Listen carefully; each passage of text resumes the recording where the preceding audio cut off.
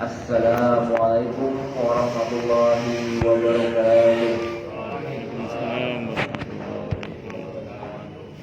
Alhamdulillah nasta'inuhu wa nastaghfiruhu wa na'udzu billahi min shururi anfusina wa min sayyiati a'malina. May yahdihillahu fala mudilla lahu wa may yudlil fala hadiya lahu. Asyhadu an la ilaha illallah wahdahu la syarika lahu wa asyhadu anna Muhammadan abduhu wa rasuluh la nabiyya ba'dahu. Allahumma shalli wa sallim wa barik ala Muhammadin wa ala alihi wa sahbihi ajma'in. Amma ba'du. Rabbi shrah li sadri wa yassir amri wahlul 'uqdatam min lisani yafqahu qawli. Alhamdulillah hari ini hari Jumat tanggal 16 April 2021 kita masih bisa berkumpul di sini untuk melaksanakan kajian rutin kita. Kajian rutin kita selama Ramadan ini ya kita akan temakan kajian seputar Ramadan yang akan dikaji oleh Ustaz Tufan. Ustaz, kita mulai saja. Assalamualaikum warahmatullahi wabarakatuh. Bismillahirrahmanirrahim. Alhamdulillahirabbil alamin. Wa bihi nasta'inu ala umurid dunya waddin. Wassalatu wassalamu ala asyrafil anbiya'i wal mursalin. Sayyidina wa habibina wa syafi'ina wa qurrati a'yunina wa maulana Muhammadin wa ala alihi wa ashabihi wa dzurriyyatihi ajma'in, amma ba'du. Asyhadu an la ilaha illallah wa asyhadu anna Muhammadar Rasulullah wa ufawwidu amri ilallah innallaha basirun bil ibad. Hasbiyallahu la ilaha illa huwa alaihi tawakkaltu wa huwa rabbul arsyil azim. Qala Allah Ta'ala fi kitabihil karim hikayatan an Nabiyillahi Musa alaihi salam. Rabbi shrah li sadri wa yassir li amri wahlul 'uqdatam min lisani yafqahu qawli. Para alim, para asatid, para asatidah, para bapak dan ibu sekalian, hafidhani wa hafidhakumullah. Wabil khusus Bapak Pinca, Bapak Anang Subagio, yang semoga beliau beserta pekerja BRI yang lainnya selalu dalam naungan rahmat, barokah, perlindungan serta bimbingan Allah Subhanahu wa taala. Amin Allahumma insyaallah.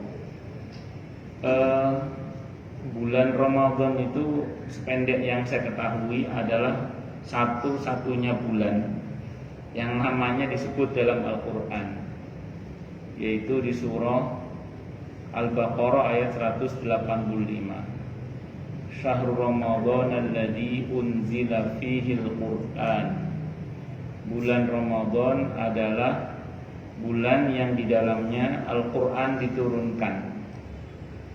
Jadi sependek yang saya pahami, ini satu-satunya nama bulan yang disebut dalam Al-Qur'an.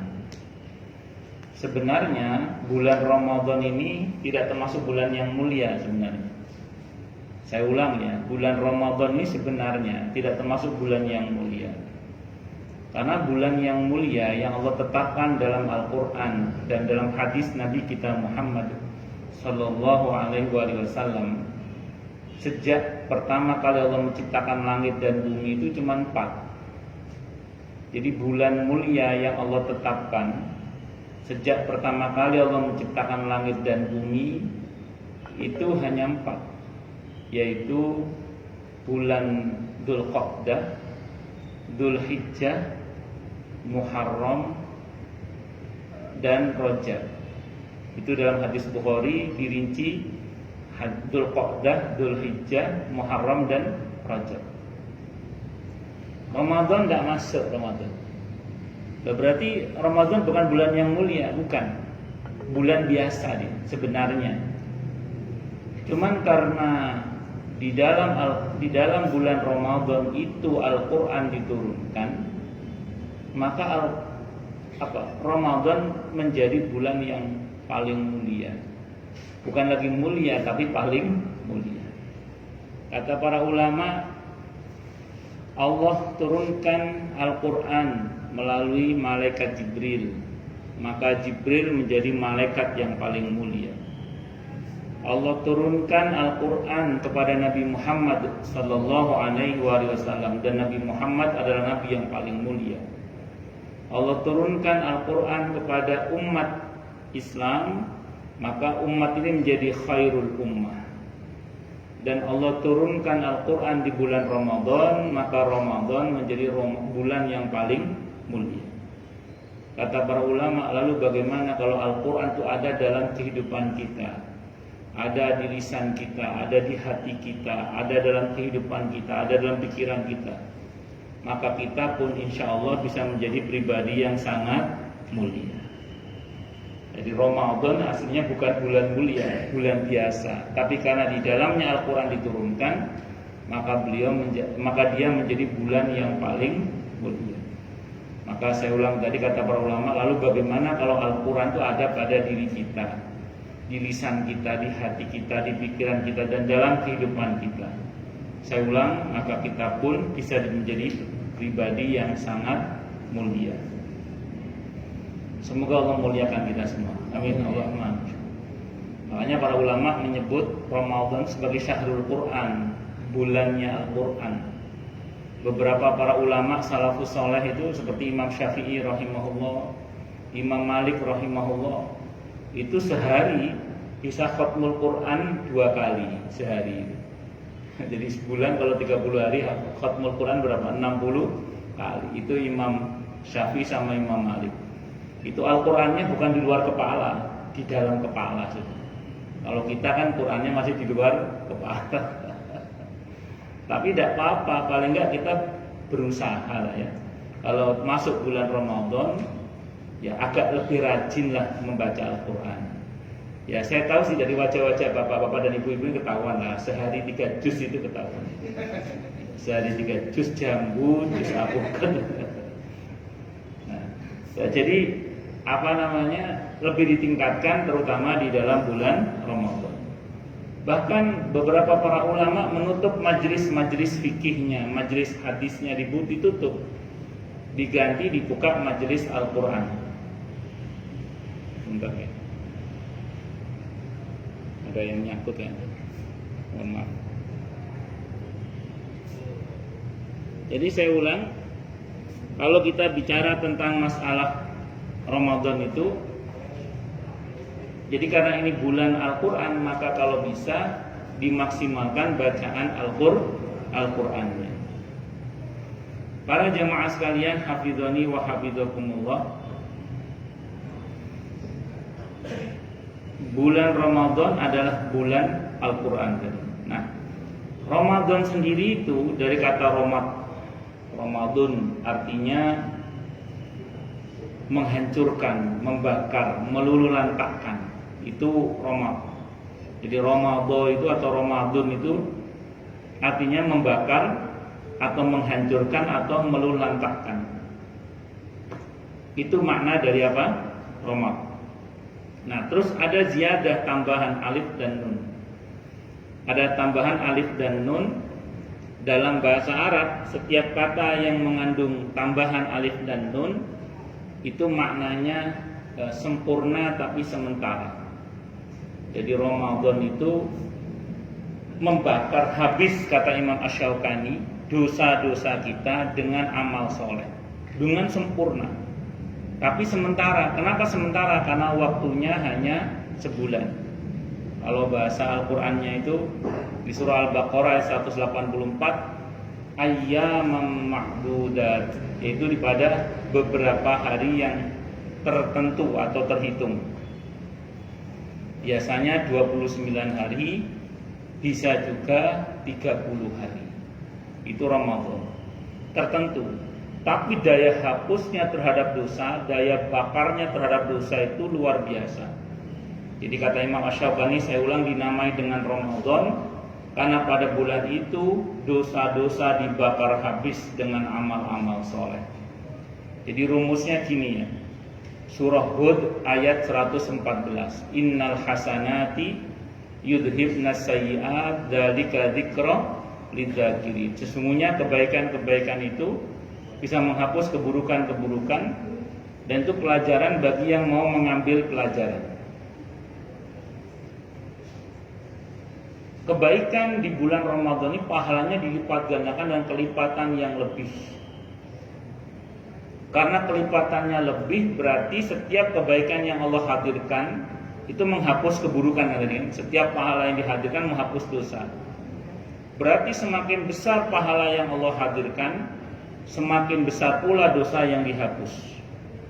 Semakin besar pahala yang dihadirkan, semakin besar dosa yang dihapus. Nah, Ramadan ini kadar pahalanya itu nggak biasa, kelipatannya nggak biasa. Makanya daya hapusnya terhadap dosa itu ampuh sekali. Maka manfaatkan untuk beribadah dan beramal soleh, khusus selama bulan Ramadan, agar dosa-dosa kita itu betul-betul dihapus oleh Allah Subhanahu wa taala. Kata Ibnu Qayyim Al-Jauziyah rahimahullah, beliau mengatakan Allah mengampuni dosa hamba-hambanya itu dengan 3 hal. Yang pertama dengan taubat. Taubat dari kata taba yatubu, taubatan artinya kembali. Kembali kepada Allah Subhanahu wa taala. Yang tadinya di luar jalan Allah menuju ke jalan Allah, itu namanya taubat. Nah, taubat itu harus ada satu an-nadam, penyesalan. Yang kedua al-azam, komitmen tidak mengulangi lagi. Yang ketiga meninggalkan perbuatan maksiat tersebut, itu baru namanya taubat. Ada sebagian para ulama mengatakan harus membenci perbuatan maksiat tersebut.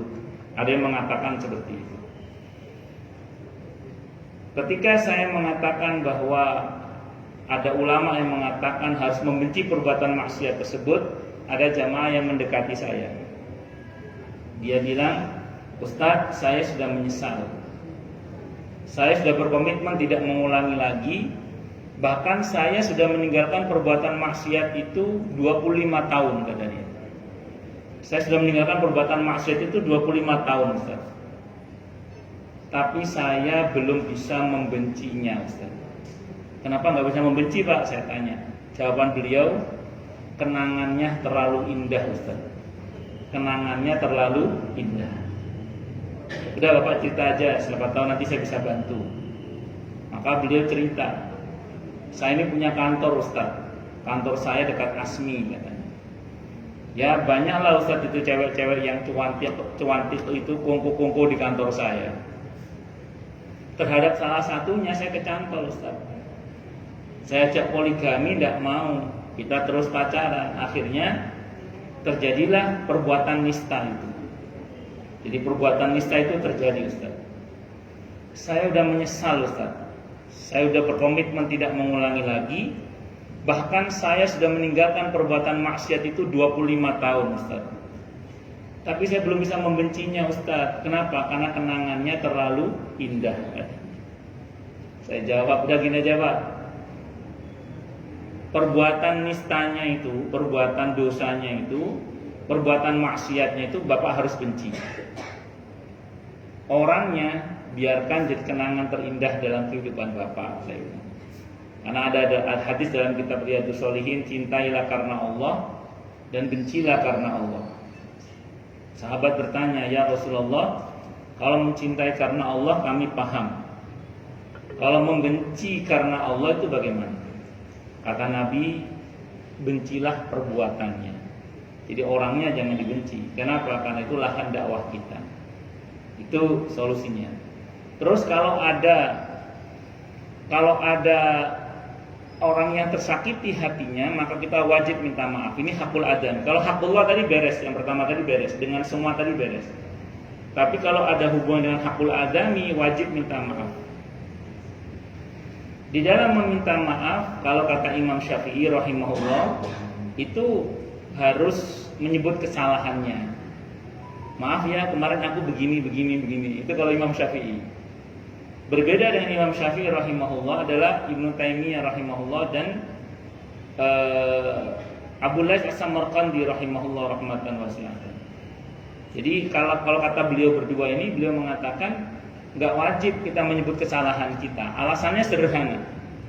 Dan ini menurut beliau yang sahih adalah yang ini. Kata beliau alasannya gini, lebih baik orang itu nggak usah tahu kesalahan kita kepada dia, sehingga dia nggak perlu sakit hati, daripada diberitahu malah sakit hati. Jadi minta maaf aja, maaf ya, nggak harus cerita. Maaf ya, kemarin saya, terus yang 2 hari yang lalu tuh saya gini, yang 2 bulan yang lalu pakaian. Jadi nggak harus cerita. Jadi kalau kata Ibnu Taimiyah, kata Abu Lais, mending gak usah cerita, sehingga dia tidak usah tahu dan tidak perlu sakit hati. Daripada antar kita ceritai, terus dia malah sakit hati. Ya terserah Anda mau pilih yang mana. Kalau mau kayak Imam Syafi'i rahimahullah rahmatan wasi'atan ya tidak apa-apa. Opono ki salahku ngene B di sepuro apa ora? Iya lek gak. Nah itu Imam Syafi'i. Tapi kalau Ibnu Taimiyah sama Abu Lais, beliau mengatakan tidak harus. Nah kita yang dimintai maaf juga tidak perlu kepo. Bu maaf ya, Mas maaf ya, salah apa? Tidak usah kepo. Takutnya begitu dijelaskan kita malah sakit hati. Kalau bahasa Al-Quran itu wala tas'alu an asya'a in tubdalakum tasukkum. Jangan kamu bertanya tentang sesuatu yang kalau dijelaskan kepada kamu malah buruk bagi kamu. Jadi mending kita nggak usah tanya, dimaafkan gitu aja. Dan itu lebih memudahkan kita daripada kita nanya malah nanti susah memaafkan gara-gara sakit hati itu. Allah. Dan kalau ada hak yang diambil harus dikembalikan. Wa addi kulladzi haqqin haqqahu. Dan kembalikan kepada yang berhak haknya itu. Hadis riwayat Abi Dawud. Kembalikan kepada yang berhak haknya itu. Sering problem muncul. Ustaz, gimana kalau kita orangnya udah meninggal dunia? Atau udah nggak jelas orangnya Ustaz. Dulu kita ketika masih SMP atau masih SMA di kantin sering makan kerupuk 5 bayar 3. Ngutang sama bibi kantin tidak bayar. Atau pernah pinjem barangnya teman waktu SMP tidak kita kembalikan. Gimana Ustadz? Namanya kita masih kecil dulu ya, masih jahiliyah lah kalau bahasa sederhananya itu. Gimana Ustadz itu? Sementara orangnya udah nggak ketemu, ahli warisnya juga nggak ketemu. Gimana kalau? Belum lagi kalau babnya nyolong jambu tetangga. Ini bisa anggaplah ini masa lalu kita. Udah beberapa udah nggak ketemu nih orangnya, gimana? Maka pertama kalau kata para ulama, mintakan ampun untuk mereka yang kepada mereka kita punya salah. Sehingga Imam Ghazali dalam kitab Minhajul Abidin, Imam Ghazali rahimahullah dalam kitab Minhajul Abidin itu membuat satu lafaz istighfar yang bunyinya kurang lebih begini. Astaghfirullahalazim li wali walidayya wali ashabil huquqil wajibati alayya wa li jami'il muslimina wal muslimat wal mu'minina wal mu'minat al ahya'i minhum wal amwat. Jadi kita minta ampun kepada Allah untuk diri kita dan orang-orang yang kepada mereka kita punya kewajiban untuk minta maaf. Jadi kepada orang-orang mereka yang kita pernah berbuat salah lah, itu kita mintakan ampun juga buat mereka. Kalau ada hak yang dikembalikan sementara orangnya udah nggak jelas, maka kalau kata Ibnu Taimiyah bersedekahlah atas nama mereka. Jadi misalnya dulu kita pernah perasaan ngutang sama teman-teman kita udah nggak jelas di mana rimbanya, sekarang sedekah atas nama dia. Sedekah atas nama yang bersangkutan. Adapun ketemu ya Kak, ya kalau nggak ketemu ya sudah. Itu mudah-mudahan jadi peringan beban dosa kita. Nah, kesungguhan kita dalam bertobat itu kita dihibur oleh Allah, oleh Nabi dalam sebuah hadis riwayat Al-Bukhari. Ada hadis riwayat Al-Bukhari di mana ada seseorang yang telah membunuh 100 orang. Kalau Anda pernah baca hadisnya ya. Ada orang awalnya dia bunuh 99 orang. Terus dia datang kepada seorang rahib. Dia nanya, "Rahib, saya telah membunuh 99 orang. Apakah kalau saya minta ampun kepada Allah dosa saya diampuni?" "Wah, enggak. Dosa kamu kebanyakan." Maka dibunuh. Patah ini bisa nih, lengkap 100. Jadi yang ke 100 itu rahib yang dibunuh. Akhirnya dia datang lagi ke rahib yang lain nanya, "Apakah kalau saya tobat diampun dosa saya oleh Allah?" Kata rahib yang kedua ini diampuni. Tapi kamu harus hijrah, harus pergi dari tempat di mana kamu biasa berbuat maksiat ke tempat di mana kamu akan berubah lebih baik. Maka kemudian si orang ini pergi menuju ke tempat yang akan dia hijrah itu. Dalam perjalanan dia mati. Dalam perjalanan dia mati, malaikat rahmat sama malaikat azab rebutan. Ini bagian saya, kata malaikat rahmat, karena dia udah tobat. Kata malaikat adab, kan tobatnya barusan, belum berbuat baik sama sekali dia, belum minta maaf sama 100 keluarga yang dia bunuh. Udah, saya mau bagian saya ini. Akhirnya kata Allah, diukur saja kata Allah. Lebih dekat mana dia dari tempat maksiat dia sebelumnya, atau ke tempat dia akan berubah lebih baik. Ternyata lebih dekat ke tempat di mana dia akan berubah lebih baik, hanya selisih sejengkal lebih dekat. Kata Allah, aku rahmati dia, aku ampuni dia. Akhirnya dinyatakan dia masuk surga. Jadi yang penting itu tobat dengan sungguh-sungguh. Padahal orang itu kan belum minta maaf kepada 100 keluarga yang telah dia bunuh. Tapi karena dia tobat dengan sungguh-sungguh, dia minta ampun kepada Allah dengan sungguh-sungguh, Allah ampuni dia. Walaupun belum minta maaf kepada 100 keluarga yang telah dia bunuh. Nah, jadi terkait dengan beberapa hal yang masa lalu kita lah, yang kita berbuat salah, ya kita tidak harus meminta maaf langsung ke orangnya. Yang penting mintakan ampun buat mereka dan kita tobat. Apalagi terkendala fitnah ya, terkendala fitnah. Misalnya kita pernah meremukkan hati seseorang sampai berkeping-keping. Sementara pasangan kita tahu dia mantan kita. Kalau kita berhubungan, wassalam, bisa perang Brontoyuda itu. Nah, daripada ya wis dimintakan ampunnya sama Allah, nggak harus. Atau kalau kita datang minta maaf dikira memberi harapan. Daripada wis dimintakan ampun sama Allah aja lah. Nah, terus ya tobat dengan sungguh-sungguh, mudah-mudahan dengan itu Allah ampun dosa-dosa kita. Itu yang pertama. Yang kedua, dosa itu bisa hapus kata Ibnu Taimiyah, kata Ibnu Qayyim al-Jauziyah rahimahullah dengan amal soleh. Nah tadi saya ceritakan di surah Hud ayat 114 tadi, innal hasanati yudhibnas sayiat, dzalika dzikra lidzakirin. Sesungguhnya kebaikan-kebaikan itu bisa menghapus keburukan-keburukan. Dan itu pelajaran bagi yang mau mengambil pelajaran. Nah, bulan Ramadan ini potensial di mana pahala itu dilipat gandakan nggak biasanya. Jadi kalau biasanya kan standarnya dilipatkan 10. Kalau sekarang ini kalaupun 10 tetap, tapi 10-nya itu bukan 10 truk tapi 10 gunung gitu kira-kira. Jadi bobotnya itu kualitasnya super semua pahala di selama bulan Ramadan ini.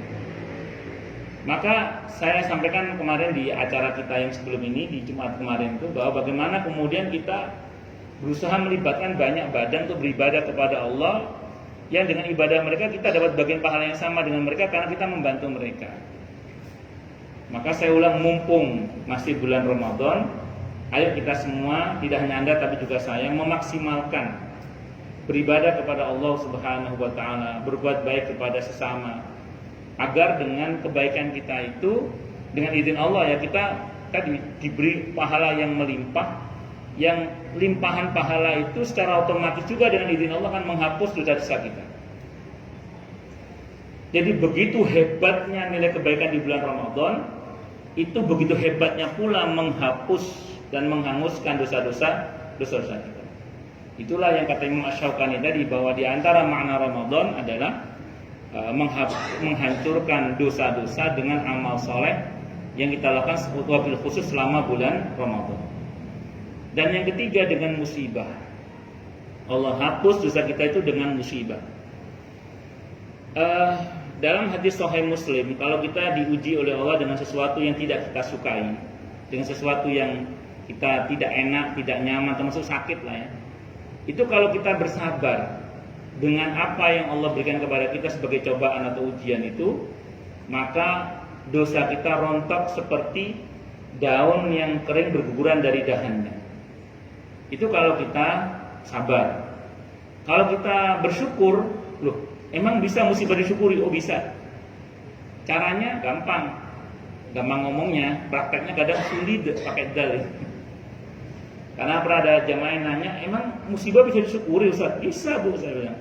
Caranya gimana Ustaz? Sekarang gini, saya tanya sama beliau, antara apa yang telah Allah ambil dari ibu dengan yang masih Allah berikan kepada ibu, lebih banyak mana? Iya Ustaz, lebih banyak yang masih Allah berikan ke saya. Syukuri itu. Artinya kita jangan fokus pada yang sedikit yang hilang, tapi lebih fokuslah pada yang lebih banyak yang masih ada. Jadi jangan fokus kepada yang sedikit yang hilang, tapi lebih fokuslah kepada yang lebih banyak yang masih ada. Itu kalau kita sanggup bersyukur dengan musibah yang menimpa kita, ini kalau sanggup. Mudah-mudahan sanggup ya, amin Allahumma amin insyaallah. Kalau sanggup bersyukur dengan musibah yang menimpa kita, maka dalam hadisnya sahih li ghairi, hadisnya riwayat Ahmad, hadis qudsi. Kata Allah, hambaku aku uji dengan sesuatu yang aku beri dia musibah gitu ya. Kemudian dia bersyukur atas musibah itu, maka aku akan ampuni dosanya seperti dia baru lahir dari rahim ibunya. Nanti bisa dicek hadisnya, itu mafhum riwayatnya ya, ada dalam kumpulan sahih hadis qudsi itu. Ya, hambaku aku beri musibah, kemudian dia bersyukur atas musibah itu, maka akan aku ampun dosanya seperti dia baru lahir dari rahim ibunya. Terserah Anda mau dosanya rontok kayak daun guguran dari dahannya, atau langsung seperti bayi baru lahir dari rahim ibunya. Ibu-ibu kalau belanja sama tukang sayur, ketipu sama tukang sayur Rp3.000, kalau nggak sabar dendamnya bisa 3 bulan. Belanja di tukang sayur itu loh, terus kembalinya nggak dikasih Rp3.000, itu dendamnya bisa 3 bulan kalau nggak sabar. Kalau sabar, nahan kan, saya maafkan. Karena sabar itu nahan, itu bagus, rontok dosanya itu, kayak daun guguran dari dahannya. Tapi kalau ibu sanggup berkata begini, alhamdulillah, cuma Rp3.000 yang kecetok, nah, yang 3.000 US dollar masih aman, alhamdulillah. Lebih fokus gitu. Tapi saya ulang, ini enak ngomongnya aja, kadang prakteknya sulit pakai dal. Ya, kita berdoa kepada Allah, semoga Allah memberi kita kemauan dan kemampuan untuk bersabar dan bersyukur selalu ya. Amin Allahumma amin. Baik, saya kira ini bisa saya sampaikan, semoga bermanfaat. Silakan yang mau tanya, protes, marah boleh. Ya baik, ya, teman-teman ada yang ingin bertanya silakan. Silakan Bu Edi. Waalaikumsalam warahmatullahi wabarakatuh.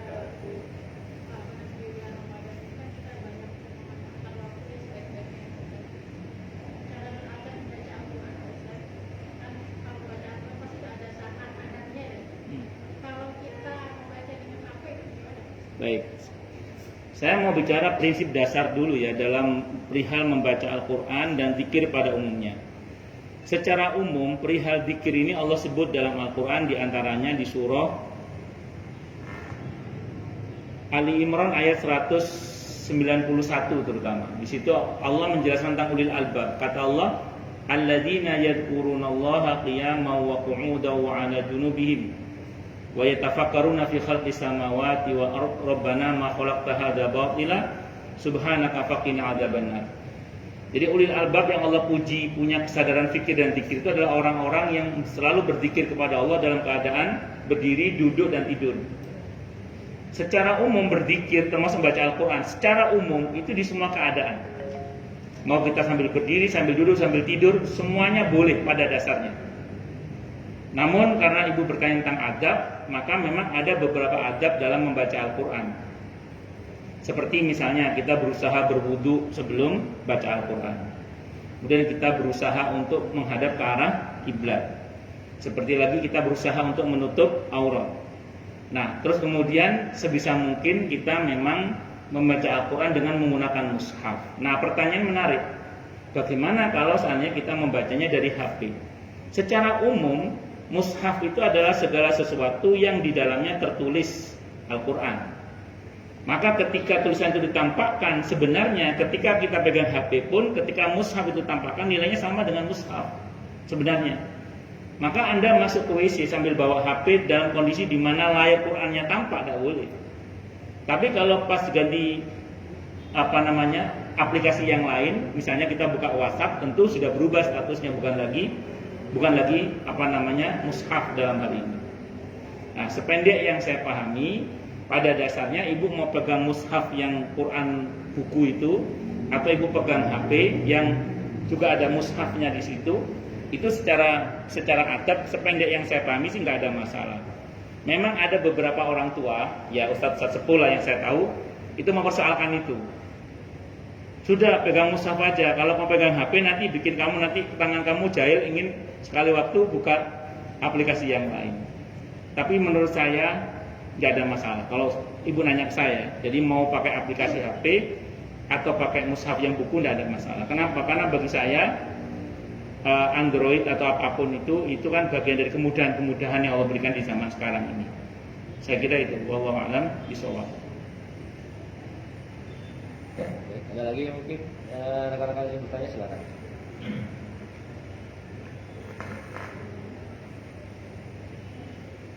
Ada lagi nih? Kalau ada, kalau nggak ada berarti jelas semua. Nanya lagi boleh nggak? Monggo. Kebetulan pagi tadi anak saya nanya sama saya, dia kan mau vaksin ya pagi ini. Iya. Mas mau vaksin puasa atau enggak ya? Sebenarnya menyikapinya seperti apa sih Pak? Vaksin itu tidak membatalkan puasa. Kenapa? Karena dia melalui lubang yang bukan 5 lubang yang disepakati oleh para ulama. Jadi vaksin itu tidak membatalkan puasa. Kayak suntik itu loh. Suntik itu tidak membatalkan puasa. Nah, kalau infus itu ulama beda pendapat.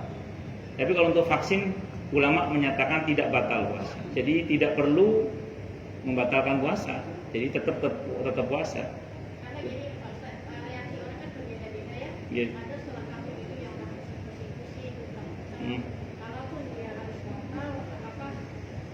Nah, menarik. Sebenarnya gini, persis pertanyaannya seperti gini. Ada orang pekerja yang pekerjaan itu berat. Saya punya jamaah itu kerja di pabrik baja. Dia di bagian yang panasnya itu. Saya bilang nggak bisa Pak kalau Ramadan ganti malam gitu Pak. Aduh, bagian saya nggak bisa Ustaz katanya. Sementara beliau harus menafkahi anak istrinya. Gimana Ustaz ya? Itu pasti saya nggak kuat itu Ustaz. Pasti nggak kuat saya. Pasti nggak puasa saya. Gimana Ustaz? Saya bilang gini. Anda tetap sahur, tetap puasa. Soal di tengah-tengah tugas Anda pelimpungan tidak sanggup melanjutkan puasa, batalkan. Nah, sama dengan vaksin.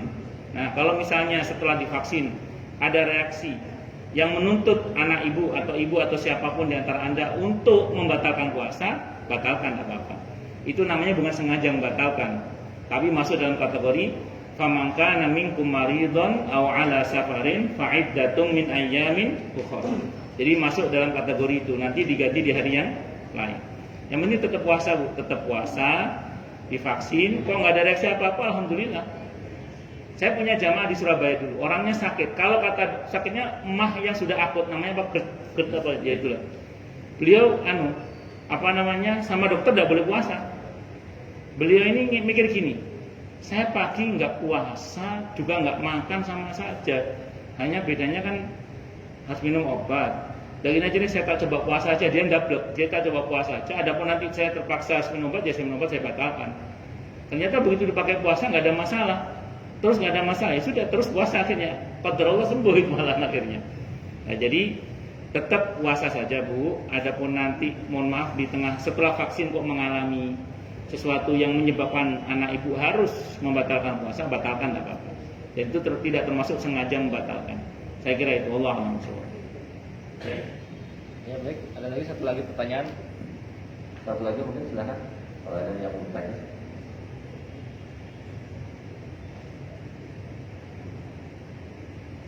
Ya, ada, silakan mau tanya. Mau nanya Bu? Mau nanya? Zaki mau nanya. Silakan Zaki. Saya gini-gini tadi.